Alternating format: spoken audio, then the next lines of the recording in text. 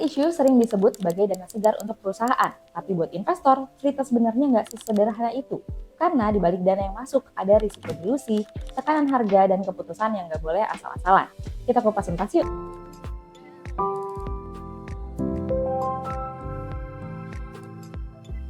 Secara sederhana, right issue adalah aksi korporasi ketika perusahaan menerbitkan saham baru dan memberikan hak terlebih dahulu kepada pemegang saham lama untuk membelinya. Nah, tujuannya ada satu, yaitu menghimpun dana segar atau fresh money. Dana ini masuk ke perusahaan, bukan ke pemegang saham yang menjualnya. Terus, kenapa perusahaan memilih right issue? Ada beberapa alasan yang umum terjadi di pasar. Yang pertama, perusahaan butuh tambahan modal untuk ekspansi bisnis, akuisisi, atau proyek baru.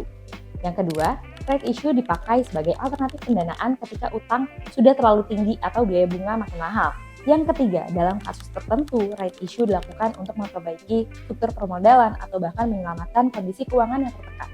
Nah, disinilah investor perlu berhati-hati. Dampak right issue ke investor nggak selalu positif. Kalau investor nggak mengeksekusi haknya, kepemilikan akan terdilusi. Jumlah saham bertambah, tapi porsi kita mengecil. Dalam jangka pendek, harga saham juga sering tertekan karena pasar menyesuaikan dengan jumlah saham baru dan potensi tekanan jual.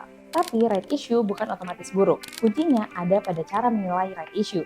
Investor perlu memperhatikan beberapa hal, seperti dana hasil right issue tersebut dipakai untuk apa? Apakah untuk ekspansi produktif atau hanya menutup lubang keuangan?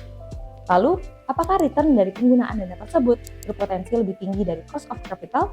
Dan yang terakhir, gimana sih rekam jejak manajemen dalam mengeksekusi strategi sebelumnya? Kalau right issue dilakukan untuk proyek yang jelas, prospektif, dan memperbaiki fundamental, maka dalam jangka panjang bisa menciptakan nilai. Tapi jika hanya untuk menambal masalah yang lama tanpa perbaikan bisnis, right issue bisa jadi sinyal risiko. Nah, di Indonesia, kita udah melihat berbagai contoh right issue yang besar. Kasus seperti Garuda Indonesia dilakukan dalam kondisi keuangan yang sangat tertekan sebagai bagian dari restrukturisasi.